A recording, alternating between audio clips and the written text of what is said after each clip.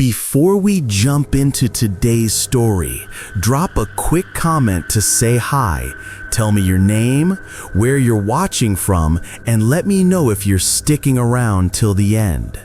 Don't forget to hit that subscribe button, give this video a thumbs up, and share it with your friends. Alright, let's get into the story. I don't talk about what happened in Hollow Pines anymore, but since you've asked me to put it all down, I guess this is the only way left. The only way to make sense of the nights that still crawl into my dreams and make me doubt whether sunlight is even real. What I'm about to tell you isn't a ghost story, not exactly. It's a confession. Friends, you enjoy listening to stories, but you don't subscribe to the channel or like the videos. I request you to please subscribe to the channel right now so that I get more motivation to bring you even more stories. If you help me reach 1,000 subscribers, I promise to bring you extremely scary stories with a truly real feel, 2 horror stories every single day. So go ahead, like the video, subscribe to the channel, and now let's move on to today's story. They say America is a land of space, endless highways, forests stretching until your headlights can't touch them. I grew up in New Jersey, boxed in by concrete, people, and noise, but then I got a job in Washington State, just north of Seattle. That's where Hollow Pines was. The company rented me a house out there. Quiet place, plenty of fresh air. You'll love it. That's what my supervisor had promised. The house was old, built in the 1940s, hidden between heavy pine trees that blocked sunlight for most of the day. I drove in late on a Tuesday evening. My GPS was losing signal. The streets got darker, narrower, until it was just dirt road crunching under the tires. When the house came into view, my stomach did something strange, like dipping on a roller coaster. White paint peeling, porch sagging, curtains half torn, and yet the company swore this was the cheapest, most efficient rental in town. I told myself to tough it out, but the moment I unlocked the front door, that smell hit me, damp and iron-like, something between wet wood and old blood. I almost gagged, but I carried my boxes in anyway. The house groaned under my weight. Every step seemed to echo, like the place was hollow inside. I unpacked only the essentials: coffee maker, laptop, and a single lamp. And though I tried to focus on work, my attention kept drifting back to the silence outside. The kind of silence that was so thick, you realized you could hear your own heartbeat. When darkness swallowed the house, I noticed the forest outside the window. It pressed itself against the glass, branches curling like fingers. I had just started drifting towards sleep when something pulled me back. Knock. It wasn't loud. Just once, at the far end of the house. I sat up. Maybe it was wood popping in the cold. Old houses did that, right? But then it came again. 3 knocks this time. Slow, patient. Not from the door, from inside the wall. I pressed my ear to the living room wall. Nothing but silence. But when I stepped back, I swore I saw a faint line, almost like a seam. The wallpaper sagged in one corner. I told myself to sleep. It was jet lag, imagination, whatever. But as I turned toward my room, knock, directly behind me. My throat went dry. I remember whispering, "Stop it!" like saying it out loud could cancel the sound. But it didn't. The knocking grew steady, deliberate, moving lower as though whatever it was were crawling down behind the wall, looking for a way out. I forced myself into bed, pulled the blanket tight. Didn't sleep more than 20 minutes at a time that first night. The next day, I drove into town. Hollow Pines wasn't even on most maps. Just a collection of gas stations, a diner, a post office, and a lot of faces that looked at me too long when I passed. Inside the diner, the waitress gave me black coffee, thin enough to see the bottom of the cup. I asked her casually if the area had raccoons, woodpeckers, anything that might knock. She froze, didn't blink, didn't move, then said, too flatly, "Best you don't pay attention to noises here." I waited for her to smile, maybe laugh. She didn't. That was the first time I realized Hollow Pines wasn't just another quiet American town. Back at the house, rain hammered the roof. Pine branches scraped against the siding, but nothing masked the sound, the knocking, this time louder, this time closer. I grabbed a flashlight. My hands wouldn't stop shaking. I tore open the wallpaper where I thought the sound was coming from. Behind it was not insulation, not wood beams, nothing but darkness. A hollow cavity, deeper than the wall should have been. I pushed my flashlight inside. The bulb died instantly, and something whispered my name. Not loud, not angry, just calm, like an invitation. I dropped the flashlight, slammed the wallpaper back against the crack, and shoved my bed against the wall. It didn't help. The whispering kept seeping out, like air from a puncture, over and over. My name, my name, my name. By Thursday, my nerves were shot. I went to the Hollow Pines sheriff, a broad man with a gray mustache and eyes that never seemed to close fully. "There's someone in my walls," I told him, not caring how insane it sounded. Sheriff Walters squinted at me, said, "There ain't nobody in those walls." "How do you know?" I asked. He leaned forward across his desk, said, "Because you're not the first one in that house." My stomach dropped. "What do you mean? Who?" "Best you don't ask too much."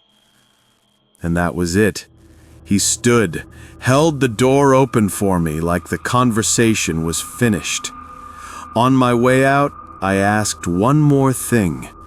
What happened to the last person who lived there? He didn't answer.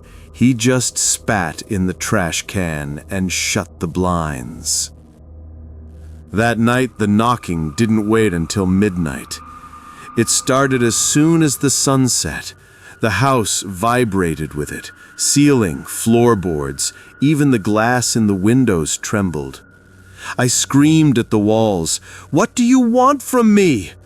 The reply wasn't a whisper this time. It was laughter. A low chuckle, scraping, unnatural, like a throat that hadn't seen air in decades. That was the moment I stopped believing this was in my head. The laughter followed me from room to room. I tried sleeping in the car, but the woods seemed alive, shapes moving, pine trunks bending in ways they shouldn't, wind carrying voices that knew me. Even outside the house, Hollow Pines wasn't safe. On Friday, I pressed the issue at the diner, asked the locals straight up what was wrong with my house. An old man at the corner booth finally spoke, his hands trembling so bad he spilled his coffee. "They don't stay quiet there," he said. "Not for long." "Who doesn't?" I asked. He stared at me, eyes wet, lips thin. "The hollowed." The waitress quickly told him to shut up. She set her jaw at me and hissed, "You want to see another sunrise? You stop asking questions." By Saturday night, sleep was impossible. I thought about leaving, but the company car wouldn't start. The battery drained. No signal on my phone, not even enough to send a text. The walls, they didn't just knock anymore. They bulged, like hands pressing from the inside. The wallpaper stretched with long, thin fingers clawing to get through. Every light burned out in sequence, from the kitchen to the hall to my bedroom. And in the pitch dark, that calm whisper returned, closer, right against my ear. I don't know if you've ever heard walls breathe, but once you do, you can never unhear it. That Saturday night, after the lights went out, I pressed myself flat against the farthest corner of my bedroom. It was the sound of lungs, but too slow. Inhale, exhale, as if the entire house itself was alive. The plaster sagged and swelled. The wallpaper peeled in waves, releasing that damp iron smell again. And then came the voice, no longer a whisper, but a murmur, layered with others, dozens of others, speaking in unison like a chorus buried beneath the wood. All of them said my name. I ran, threw open the door, rushed into the moonlit forest outside. And that's when I realized the trees were leaning, not blowing in the wind, leaning. Every pine trunk hunched in my direction, their shadows stretching unnaturally long, crawling like veins across the clearing. The forest was watching me. I couldn't stay outside, so I went back in, trembling, flashlight jerking in my hand. Something compelled me, not logic, not bravery, more like a pull, to open the one door in the house I hadn't dared touch. The attic stair. The handle was ice cold. Dust fell when I twisted it. The door opened on its own with a sigh, revealing stairs that rose into darkness. Halfway up, I smelled rot. Sweet and rancid, like fruit gone black. At the top, the attic was empty, nothing but fractured beams and spider webs. But the floorboards were wrong, soaked darker than the rest, warped into a circular outline, like something had been hidden there. When I crouched to touch it, the boards pulsed, just once, as if I'd pressed my hand against the chest of something with a heartbeat. Sunday morning, desperate, I went back to Sheriff Walters. I told him about the attic, about the breathing. My voice cracked so many times I sounded like a child. He didn't look surprised. He just stared at his coffee mug with that same half-closed gaze. "You opened the boards yet?" he asked. "No," I said. "Good. Don't." His voice dropped low. "They buried something in that house. Ain't meant to be unburied." "I don't understand. Who—" He slammed his fist on the desk, rattling everything. "Don't ask." His face was pale. His hands shook. And then he said the words that made my stomach ice cold. "You're already part of it now. That house doesn't let go." That night, I tried barricading myself inside my car, shoved the seats forward, locked every door. Around 2 a.m., I woke up to condensation coating all the windows. Not from inside, from outside. Breath marks smeared across the glass as if a dozen mouths had pressed against the windshield, fogging it up. Then streaks appeared like fingers dragging down, long, bony prints that didn't match human hands. The knocking began again, this time against the car roof. I covered my ears, screamed, begged for it to stop. But the sound never came from the same place twice. Windshield, driver's side, trunk, everywhere at once. When I finally dared look up, I swore I saw a hand sliding down the windshield. Not flesh, not even bone. Just hollow skin, empty, collapsing in on itself, as if someone had scooped the body out and left the shell. Monday morning, I drove straight to that old man in the diner who'd slipped up before. Found him in the same booth, hands trembling harder than ever. "They come from the pines," he said hoarsely after I forced the question out of him. "The trees feed on us, hollow us out, leave the shells walking. Some go into the walls, some go under the house, and some never stop calling new ones." I whispered, "Why me?" His eyes were wet, pleading. "Because you answered. They knock, and you answered." That night, there was no knocking, only silence. It was worse, because silence meant listening, waiting. Around midnight, from the attic above me, something dragged across the floor, slow, toneless steps circling above my bed. Then a new voice spoke, flat and childlike. "Let us out." The wallpaper split with a crack, dust rained from the ceiling, and for the first time, the voice wasn't saying my name. It was saying, "Open the floor." By Tuesday, hunger felt like an afterthought. I hadn't eaten in days, barely slept. My body was crumbling, but something else was taking over, a pull. Every time I walked beneath the attic, my stomach clenched, my skin tingled. The boards up there were no longer just warped planks. The circle seemed wider now, stretching outward, darkening like a spreading wound in the house. And every night I heard the same childlike voice. "Open the floor. Please, open it." It was so gentle I nearly obeyed without thinking, like a parent responding to a crying infant. But I fought it, until Tuesday night.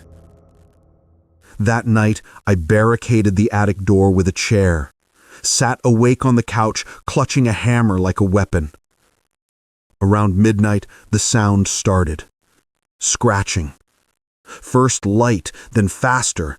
Hundreds, maybe thousands of nails clawing at wood from the other side. The attic door rattled violently. The chair shook loose. I ran upstairs, slammed my back against the door to hold it shut. My arms screamed with effort. Something on the other side scraped so hard that the tip of a fingernail punched through the wood, curling inward like a worm. And then the voice changed. Not childlike anymore. Lower, rougher, as if whatever was behind the door was tiring of pretending. "Open it, Daniel." It knew my name.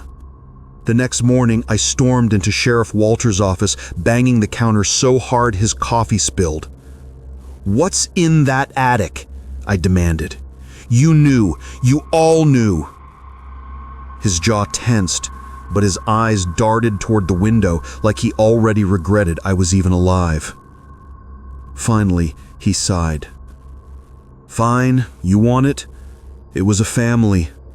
A whole family that lived there in the 50s. Father, mother, 2 children. They said they heard knocking, same as you. They tried to leave town, but the woods don't let you go. People found them weeks later inside that attic floor, hollowed. No eyes, no tongues. Voices gone, but somehow still calling through the walls." I stared, frozen. So why the hell rent me that place? Sheriff Walter's mustache twitched, his voice nearly breaking. Because it ain't about the house. It's about who the house chooses. Once it knocks, someone has to live there. If no one does, they spread. By Wednesday night, I gave in. My reasoning was ragged, hollow, but you have to understand, I just wanted the noises to stop. So I climbed the attic stairs, pulled the warped circle of boards until the nails screeched loose, splinters cutting my palms. Underneath wasn't earth. It was flesh. Dark, wet tissue pulsing slowly like muscle wall, like I'd torn open the rib cage of something too large to see. Veins ran across it, glowing faintly red with blood. And then, faces shifted beneath the surface, dozens. Empty sockets where eyes should be, mouths gaping, cheeks caved in. They pressed against the layer of skin, desperate, suffocating, whispering with no lungs, "Daniel, Daniel, join us." The attic shook. The house moaned like an animal in pain. I stumbled back, but my foot caught the edge, and I fell onto the boards. They were soft. The membrane dipped under my weight, warm and slick. My skin crawled as if hundreds of unseen hands pressed up against me at once, testing, exploring. And something seeped upward. Not liquid, not quite. It slid into my skin like smoke, like air, filling me from the inside. I screamed, but the scream wasn't mine. It was theirs. I could hear them all now, the hollowed whispering in chorus inside my skull. The next day, I staggered into Hollow Pines, skin pale, veins visible like ink beneath stretched parchment. I begged the townsfolk for help, but none came near me. They only watched from behind curtains, from across the diner counter, from doorways. Their faces drawn, fearful, but unsurprised. The old man in the diner whispered to me when no one else would. "You shouldn't have opened it. Once you feel the hollow, you can't go back. You're already theirs." "Then why didn't anyone warn me sooner?" I rasped. He just lowered his head. "Because it needed to be you this time. Better one than all." Now I sit in the house, knowing tonight is the end. The forest leans closer against the windows. The walls swell and breathe in unison with my lungs. The attic boards are wide open, and the faces below are rising, pressing harder against the thin barrier that barely holds them back. I can feel them in me, hollowing me out piece by piece, replacing every thought with theirs. And I know soon I'll be inside those walls too. One more voice calling for the next fool who comes here.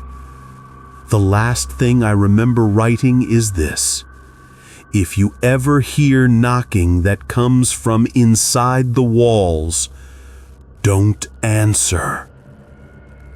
Thursday morning, I devised one plan: burning it. If the house was alive, flesh, veins, breath, then fire could kill it. I siphoned gas from the company car into a red can, leaving my hands raw with the stink of fuel. Every step back toward the house felt wrong, like walking closer to the inside of a throat. The forest leaned harder now. Trees bent toward me in unnatural arcs. Bark cracked as if the trunks were bowing. The wind didn't blow, it hissed. Words, though I couldn't pin them down. Still, I trudged to the porch. The house shuddered when I poured the gasoline across the floorboards as though it knew. When I struck the match, the flame jerked like it didn't want to stay lit, but I forced it down. Orange fire kissed the wood. Smoke rose. For just a moment, I believed it could work. Then the house screamed. Not metaphor, not creaking timber. It screamed like a living thing, the boards bowing and splitting open into raw, glowing tissue. My ears bled from the sound. The fire didn't spread. It sank into the floor like liquid into skin, absorbed, extinguished within seconds. I dropped to my knees, shaking. There was no destroying it. The house had absorbed the fire into itself and grown warmer. Night fell heavy and fast. I sat trembling on the porch when headlights cut the dark. Sheriff Walters stepped out, revolver heavy at his side. "You tried burning it," he said flatly, almost tired. "How do you know?" I rasped. He stared at the black smoke trickling from the roof. "Because they wanted you to." "What did they want from me?" I begged. He pressed his lips tight, eyes hollow. "They need a vessel. Someone from outside the pines, someone fresh. The hollowed don't last forever, not without skin to wear." When I shook my head, he pointed the revolver right at my chest. "Best choice you've got is making it clean before they finish, before you're not you anymore." His eyes glossed wet, like he'd done this before with others, with all the ones who came before me.